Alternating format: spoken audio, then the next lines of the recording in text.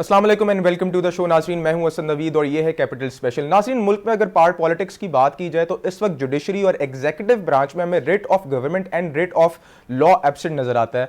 आज बाकायदा तौर पर लाहौर हाई कोर्ट की जानिब से जस्टिस मंसूर अली शाह ने एक वर्डिक्ट पास किया परवेज़ इलाही से मुतल्लिक, जो कि हमारे साबिक वज़ीर आला पंजाब हैं। क्या आप इनको रिहा करते हैं? साथ में उन्होंने ये भी कहा कि परवेज़ इलाही को किसी भी मुकदमे में फर्दर गिरफ्तार ना किया जाए। अब क्योंकि एक हिस्ट्री और एक ट्रेंड चलता आ रहा है 9 मई के वाक़े के बाद कि जो प्रो पीटीआई या पीटीआई अलायंस के साथ जिस बंदे का भी ताल्लुक था उसको गिरफ्तारी के अमल में लाया गया। फिर अगर कोई प्रेस कॉन्फ्रेंस करते थे तब उनको छोड़ दिया जाता था। मुबैना तौर पे ये एक ट्रेंड चल रहा है जिसके ऊपर हम बात करें। परवेज़ इलाही काफ़ी देर से इस चीज़ में डटे हुए हैं। उसकी बहुत सारी वजूहात हो सकती हैं, उसको आज के इस प्रोग्राम में डिस्कस किया जाएगा। लेकिन उनकी गिरफ्तारी जिस तरह से अमल में लाई गई, फिर उनको जिस तरह से लाहौर हाई कोर्ट ने कहा कि इनको हम रिहा करते हैं, और फिर लाहौर के अंदर जो मॉडल टाउन डिवीजन के एसपी हैं उनकी जिम्मेदारी ठहराएगी कि आप इनको बाहिफाजत घर तक छोड़ के आए और कोई भी लॉ अबाइडिंग एजेंसी, कोई भी लॉ अबाइडिंग फोर्स इनको दोबारा गिरफ्तार ना करे। और इंप्लीमेंटेशन के प्रोसेस को सिक्योर करने के लिए लाहौर हाई कोर्ट ने बड़ा एक फर्म पोजीशन अपहेल्ड की थी। लेकिन हमने देखा क्या कि जैसे ही परवेज़ इलाही को रिहा किया गया, पहले तो नैब और जो पंजाब पुलिस है इनके बीच बड़ा एक तल्ख कलामी हुई, गालम गलोच भी हुई, लड़ाई झगड़ा भी हुआ। लाहौर पुलिस, पंजाब पुलिस नैब को कह रही थी कि आप परवेज़ इलाही को गिरफ्तार करें। नैब अपने कंधों से बोझ हटाने के लिए पुलिस को कह रही थी कि अगर आपने गिरफ्तार करना है तो आप इनको गिरफ्तार करें। रिहाई के बाद फिर अगर आप बात करें, परवेज़ इलाही अपने घर ही जा रहे थे, रास्ते में जो लाहौर की बड़ी एक मशहूर नहर है वहाँ से इनको इस्लामाबाद पुलिस ने गिरफ्तार कर लिया। अब यहाँ पे कुछ आइनी इंटरप्रिटेशन की बात आती है। अगेन यहाँ पे कुछ कानूनी माहिरीन की ही राय ली जाएगी कि जो गिरफ्तारी अमल में लाई गई है, अव्वल तो कई लोगों का ये कहना है कि ये कंटेम्प्ट के ज़िम्मे में आती है। अगर लाहौर हाई कोर्ट ने इस चीज़ का वर्डिक्ट पास कर दिया है कि एक शख्स को हम रिहा करते हैं और आपने इसको फर्दर किसी भी मुकदमे में गिरफ्तार नहीं करना, तो आपने किस तरह से इसको गिरफ्तार किया है। कुछ लोगों का ये कहना है कि ये ज्यूरिस्प्रूडेंस सिर्फ पंजाब की हद तक वैलिड है। अगर आप इससे बाहर जाते हैं, किसी और सूबे में जाते हैं या इस्लामाबाद कैपिटल टेरिटरी में जाते हैं, तो उन पे ये बाइंडिंग नहीं है। लिहाजा इस्लामाबाद पुलिस ने अपने चार्ज किया और फिर परवेज़ इलाही को गिरफ्तार किया। इमेजेस बड़े ड्रास्टिक है, बड़े डिस्टर्बिंग है एक तरह से कि एक शख्स को आप ड्रैग करके लेके जा रहे हैं। 80-85 साल उनकी एक उम्र है। जो भी वजूहात हो सकती हैं, हो सकता है उन्होंने बड़ी करप्शन की हो और उनके केसेस तो वैलिड हैं ही हैं, लेकिन जिस तरह से उनको लेके जाया गया ये उनके हक में ये सारी बातें अब जाएंगी जिस तरह से सारा दिन टेलीविजन स्क्रीन पर चलती रही। तो आज हम अपने माहिर कानून से भी जानने की कोशिश करेंगे कि किस तरह से उनकी गिरफ्तारी अमल में लाई गई। ये कानूनी गिरफ्तारी है, अरेस्ट गैर कानूनी है, इस पर नज़र डालेंगे। एंड सिमिलरली बात करेंगे कि जो पॉलिटिकल विक्टिमाइजेशन का सिलसिला चल रहा है, पीडीएम ने तो बड़ा खुल के ये मामला किए थे और उनसे पहले वाली हुकूमत ने भी किए थे। ऑफ कोर्स पीटीआई की भी बात की जाए, उनको बरीउल इज़्मा तो नहीं कर सकते, लेकिन आज की जो गिरफ्तारी है, एंड अगेन जब हम रिट ऑफ गवर्नमेंट की बात करते हैं, रिट ऑफ लॉ की बात करते हैं, जब जुडिशरी, जब कोर्ट्स आपको ऑर्डर पास करें, तो ये क्या एक रवायत चढ़ पड़ी है कि आप अपनी मर्जी की कानूनी बातों को तो मान लेते हैं, लेकिन अगर आपके मुखालफिन के हक में कोई बात आती है तो आप उसको रद्द कर देते हैं। हमें इस टाइम बैरिस्टर वकास अब्रेज साहब ने ज्वाइन किया। हम इनसे इनकी कानूनी राय को जानने की कोशिश करते हैं। बहुत शुक्रिया आपने हमें ज्वाइन किया है। Thank you for joining our show. Sir, हमें बताइएगा कि आज की जो गिरफ्तारी है, इस्लामाबाद पुलिस ने इसको अमल में लाई है, ये कानूनी तौर पे दुरुस्त गिरफ्तारी बनती भी है या नहीं बनती, आफ्टर कंसिडरिंग द फैक्ट कि लाहौर हाई कोर्ट ने एक वर्डिक्ट पास किया था? देखिए, सबसे पहले मैं कहूंगा कि मिट जाए कि महलूक तो तब इंसाफ करोगे, मुंसिफ हो तो अब हशर उठा नहीं देते। ये जो आज के ये सारे मनाजर थे और इससे भी कबल जो आज लाहौर हाई कोर्ट का ऑर्डर था, I must say one thing in this regard के कैटेगोरिकली एक एक नुक्ते की वजाहत कर दी गई थी और ऑर्डर पास करने के साथ साथ एक डायरेक्शन दी गई थी कि चौधरी परवेज इलाही को किसी भी केस के अंदर किसी भी सूरत गिरफ्तार ना किया जाए। आपकी मीडिया ने भी लफ्ज ब लफ्ज इसी ऑर्डर को, डायरेक्शन को ऐसे ही कोट किया और जो कोर्ट रूम के अंदर भी जज साहब ने अल्फाज दोहराए, but it's very very unfortunate कि जो अदालत के ऑर्डर की सेक्रेटरी है, जो उसकी हुर्मत है, जो उसका तकद्दुस है, उसे सरे बाजार रोन दिया गया और पाकिस्तान की सारी मीडिया ने भी दिखाया, इंटरनेशनल भी पाकिस्तान के एक बड़ा नेगेटिव पिक्चर पोर्ट्रेट किया गया कि हमारी ऑर्डर, जो अदालतों के ऑर्डर्स हैं, हमारी एग्जेक्टिव पे बाइंडिंग है, उनकी ये लीगल ऑब्लिगेशन है कि वो हर सूरत उसकी कंप्लाइंस करवाएं, उसकी ओबीडियंस सीख करें, लेकिन ये खुद लोग ये एग्जेक्टिव में बैठे हुए ब्यूरोक्रेट्स, लॉ इन्फोर्समेंट एजेंसी खुद उसके रास्ते में सीसा पिलाई दीवार बन गई है, दीवारें चीन बन गए। Coming toward your point more specifically, मैं एक बात जरूर कहूंगा इस जिम्मन में कि ये इसको हम कहते हैं टेक्निकल लीगल फ्रेमवर्क। ये जो आज सारी की सारी कार्रवाई की गई थी, इस कार्रवाई के अंदर बड़ी एक टेक्निकली ये सारी चीजों को हैंडल करने की कोशिश की गई।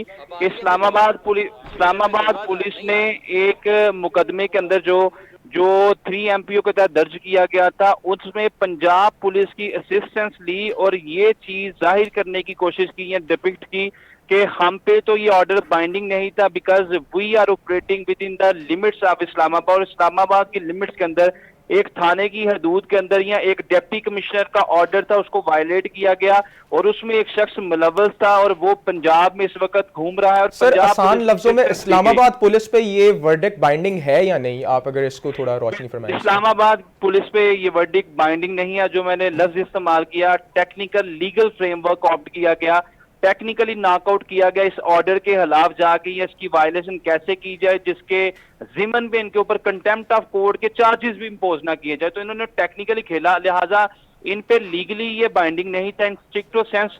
लेकिन अगर एथिकली मॉरली देखा जाए, स्पिरिट ऑफ कॉन्स्टिट्यूशन देखा जाए, तो मेरे ख्याल में जो इस्लामाबाद हाई कोर्ट है, लाहौर हाई कोर्ट है या सिंध हाई कोर्ट है, इनके सबके ऑर्डर की एक सैंक्टिटी है। लेकिन फिर वही बात करूंगा जो आपने कहा कि क्या कंटेम्प्ट उसके खिलाफ की जा सकती है। मेरा नहीं ख्याल कि कंटेम्प्ट इसके खिलाफ मूव की जा सकती है, चूंकि ये इस्लामाबाद पुलिस की कार्रवाई थी या इस्लामाबाद की लॉ इन्फोर्समेंट एजेंसी की ये कार्रवाई थी, इस जिम्मन में ये नजला इनके ऊपर नहीं गिरेगा और टेक्निकली वो अपने आप को प्रोटेक्ट कर गए या प्रिवेंट कर गए इस तमाम की तमाम कंटेम्प्ट की प्रोसीडिंग से। अच्छा सर, अगर इस्लामाबाद पुलिस कंटेम्प्ट से बच जाती है, लेकिन इस्लामाबाद को अगेन मावनत की तो जरूरत है पंजाब पुलिस की, फिर लाहौर पुलिस की भी सिमिलरली, और जिस तरह से उन्होंने कार्रवाई की है हम देखते आ रहे हैं कि पहले नैब और फिर पंजाब पुलिस भी आपस में तसादम की एक सिचुएशन में थे, तो लाहौर पुलिस या पंजाब पुलिस ने अगर उनका तावन किया है तो इस जिम्मे में क्या इनकी पुलिस पे कंटेम्प्ट आती है? देखिए, you have absolutely put the nail on the head, और बड़ी आपने जबरदस्त चीज की तरफ इशारा किया। जब कोर्ट रूम से ये बाहर निकले थे तो दो लॉ एनफोर्समेंट एजेंसी के करिंदों के दरमियान एक बहस मुबासा भी हुआ था और वो एक दूसरे पे जिम्मेदारी आयद कर रहे थे कि अब आप इसको गिरफ्तार कर लें या हम गिरफ्तार कर रहे हैं, और अल्टीमेटली दोनों ने अपना जो है वो दामन छुड़ाने की कोशिश की कि कोर्ट का एक बड़ा क्रिस्टल क्लियर ऑर्डर है, लिहाजा कोशिश ये की जाए कि हम मजीद क्रिटिसिज्म से बच सकें, या अदालत अगर हम पे कंटेम्प्ट ऑफ कोर्ट के कुछ चार्जेस इंपोज कर दे कि अदालत ने अंदर ऑर्डर दिया और हमने बाहर खड़े होकर उस अदालत की धज्जियां, उस अदालत के ऑर्डर की धज्जियां उड़ा दी।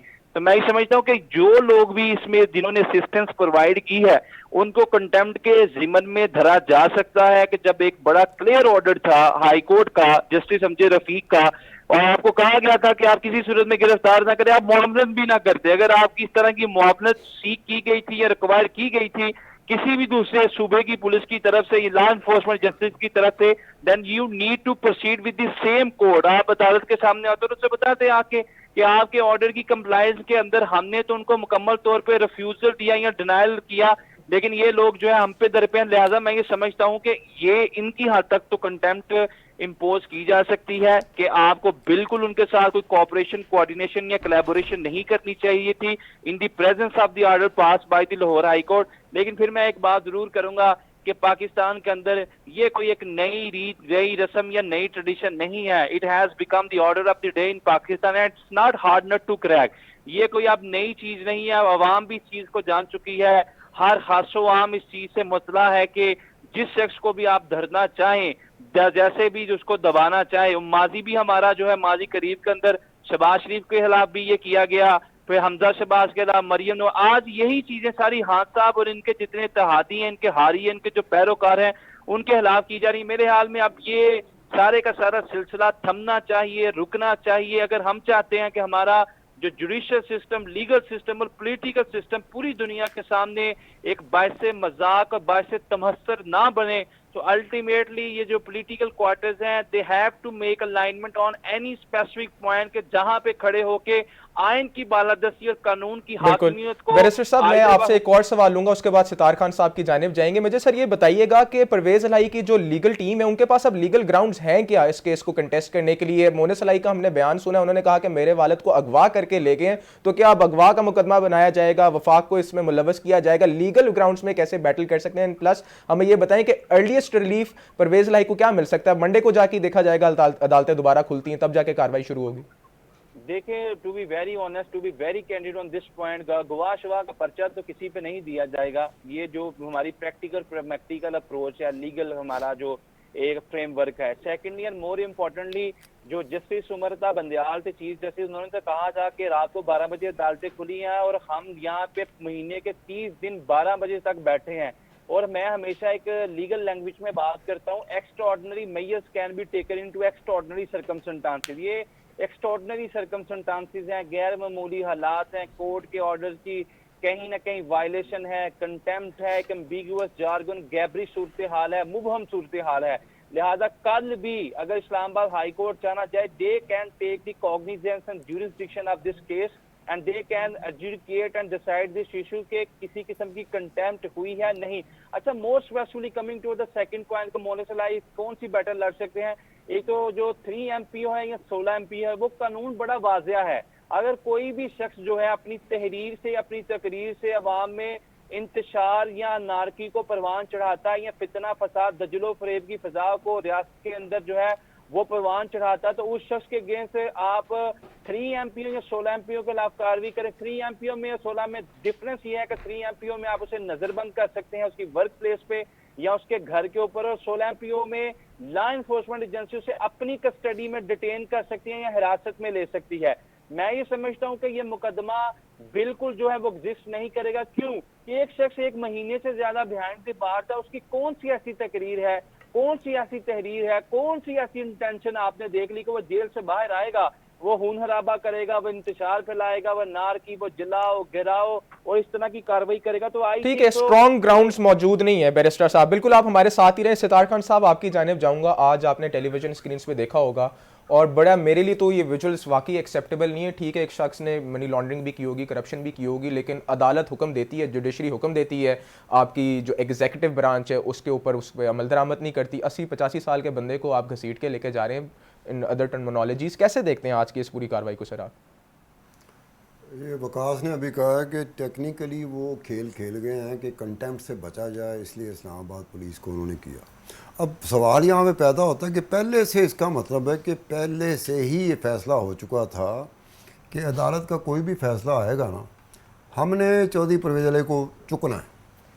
अब ये साफ पता चल रहा है कि अगर इस्लामाबाद की पुलिस भी आती है, इस्लामाबाद की लॉ इन्फोर्समेंट मैदान में आती है, तो ये कितनी जल्दी काम हुआ होगा, क्योंकि वो अदालत से निकल के घर जा रहे थे। कहाँ जा रहे थे?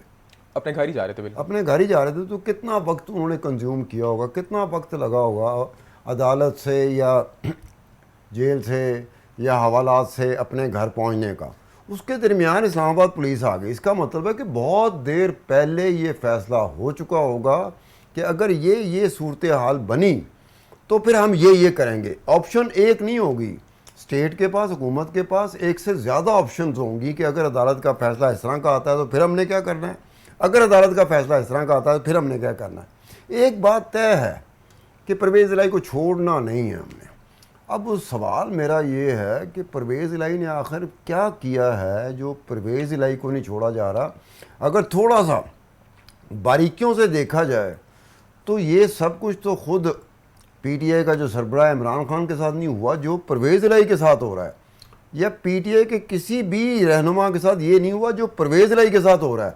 आज हमने देखा कि परवेज़ इलाही को बाकायदा घसीट के, इसको घसीटना ही कहते हैं कि आपने चुका के ना, जैसे कहना चुको ते सुटो ते ले जाओ। अब परवेज़ इलाही को उठाया, चुकया, घसीटिया। अब समझ नहीं आ रही कि परवेज़ इलाही ने वो क्या किया। करप्शन की जहाँ तक बात है तो करप्शन यहाँ पे जो हुक्मरान बनता है, कौन सा ऐसा हुक्मरान है जो हुक्मरान बने या उसकी जमात या उसका ग्रुप या उसका ख़ानदान करप्शन नहीं करता। पाकिस्तान तो बना इसी काम के लिए था कि आप हुक्मरान बने, आपका ग्रुप है, आपका ख़ानदान है, या आपकी पार्टी है, या आप खुद हैं, करप्शन करनी है। करप्शन के बगैर तो हुक्मरान रह नहीं सकता, करप्शन के बगैर तो पॉलिटिकल लीडरशिप रह ही नहीं सकती। तो क्या परवेज़ इलाही ने वक्रा ये करप्शन की है कि जो इस तरीके से करप्शन करने वाले और बेशुमार हैं जिनको हाथ तक नहीं लगाया गया। अब एक वक्त होता है जब इमरान खान का वक्त था तो उस वक्त जो रिसीविंग एंड पे पॉलिटिशियन थे उनके साथ यही होता था। आज इमरान खान अपोजिशन में है तो इमरान खान के, चलो आपका टारगेट, प्राइमरी टारगेट तो इमरान खान है, वो परवेज़ इलाही के साथ आप जो कर रहे हो ऐसे लगता है कि कोई किड़ है। जैसे पंजाबी में लफ्ज़ इस्तेमाल नहीं करते, वो किड़ है, वो किड़े निकाल रहे हैं कि इन्हों नहीं जान देना बाहर। वो भाई करप्शन की अगर बात है तो करप्शन तो पाकिस्तान भरा पड़ा है। करप्शन के मामले में माशाल्लाह सब के सब, वो बहती गंगा नहीं होती उसमें नहाए हुए हैं अपने अपने वक्त में। जब अपना वक्त गुजर जाता है तो फिर रिसीविंग एंड पे चले जाते हैं, फिर पकड़ दकड़ शुरू हो जाती है। अब परवेज़ इलाही ने क्या वजह क्या है, मुझे अभी तक उस वजह का नहीं पता चल सका। मेरे पास वो इन्फॉर्मेशन नहीं है कि वाई परवेज़ इलाही, ओनली परवेज़ इलाही, जिस तरह से टारगेट उसे किया गया, वो जो ही बेचारा कहीं एक जगह से निकलता है दूसरी जगह फंसाना, दूसरी जगह से निकलता है तीसरी जगह फंसा। उसके साथ साथ परवेज़ इलाही के साथ ट्रेजिडी ये हुई है कि ख़ुद उसकी जमात, जिसका परवेज़ इलाही सरबराह है, तहरीक इंसाफ का सदर है, तहरीक इंसाफ इमरान खान हो या बाकी लोग हों, उनके ऊपर चीखो पुकार करती है, लेकिन परवेज़ इलाही के ऊपर वो चीखो पुकार नहीं करते। वो बस रस्मन तौर पे, रस्मी तौर बात आपने सितार खान साहब की, अपनी बात को यहीं से आगे बढ़ाएंगे, जानने की कोशिश करेंगे कि परवेज़ इलाही ने क्या वजह है कि उनको अभी तक दीवार के साथ लगाया जा रहा है, आइदर पीटीआई का साथ या मजम्मत अभी तक उन्होंने किसी किस्म की नहीं की। क्या वजूहात है, जानते हैं एक ब्रेक के बाद, हमारे साथ ही रहिएगा।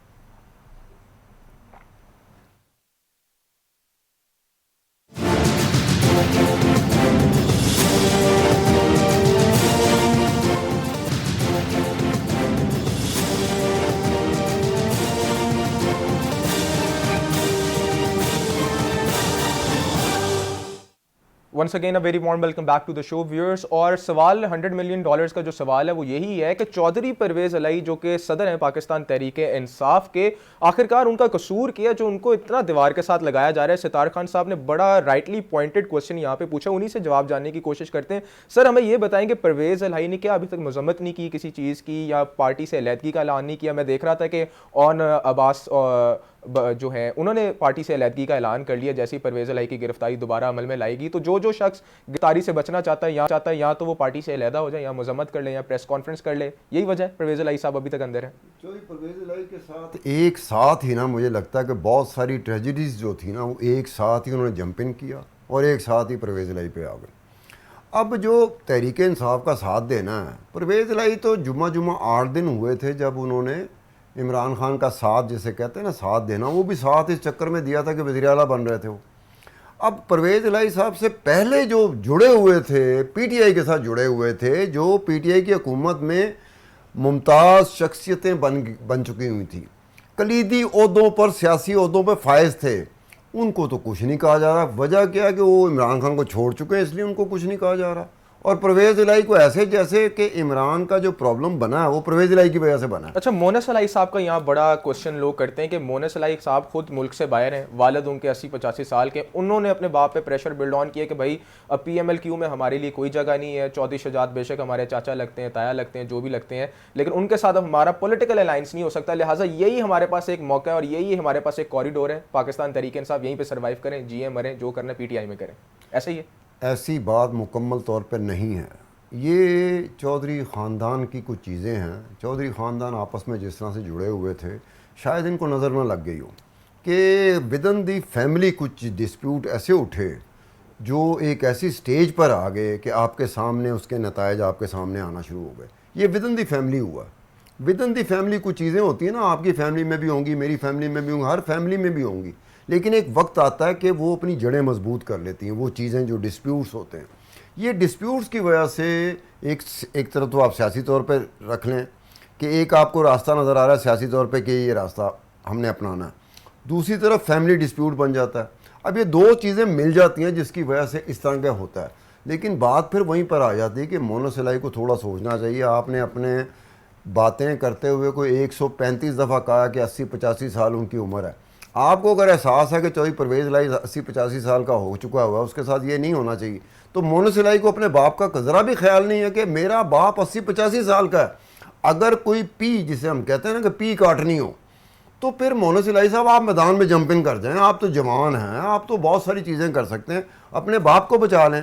अब आप कह रहे हैं, बाहर बैठ के कह रहे हैं कि नहीं जी हमारे पास रास्ता कोई नहीं है, तो परवेज इलाही साहब से भी ये सवाल होता है कि सारी जिंदगी सियासत परवेज इलाही ने की है। अच्छा सर, एक मोहन सवाल इलाही ने आपसे की। आखिरी सवाल पूछूंगा, उसके बाद we're winding up the programme as well. जैसे ही रिहा हुए थे परवेज इलाही साहब, उन्होंने आते साथ ही धड़ल्ले से अपना बयान दिया। उन्होंने कहा जब भी ये नून लीग वाले आते हैं, जब भी ये दो बड़े बरादरान आते हैं, मुल्क में महंगाई आ जाती है। अब इतने दिनों के बाद वो छूट रहे हैं, अदालतों ने उनके ऊपर रहमो करम किया, उनकी सेहत को देके आते साथ उनको क्या जरूरत पड़ी थी कि इतना जिसको कहते हैं नहीं, ना असद वो सियासतदान जो होता है ना, एक मेरी बात सुन लो, सियासतदान अगर किसी की तीमारदारी भी करने जाता है ना, ताज़ियत भी करने जाता है, तो वहाँ पे भी वो सियासी बयान देने से बाज नहीं आता। ये सियासतदान है ना, ये हम तो नहीं हैं, हम तो आपस में मिलेंगे पता नहीं कितनी बातें करते हैं। सियासतदान का प्रॉब्लम ये होता है कि वो उसने सियासी बयान देना ही देना है, अगर वो सियासी बयान नहीं देगा तो कहेगा सियासतदान। तो परवेज़ इलाही इस मुल्क में उन सियासतदानों में से एक सियासतदान थे जिसे आज के दौर की, जो भी आज का दौर होता था उसे पता होता था कि सियासत आज के दौर की क्या है।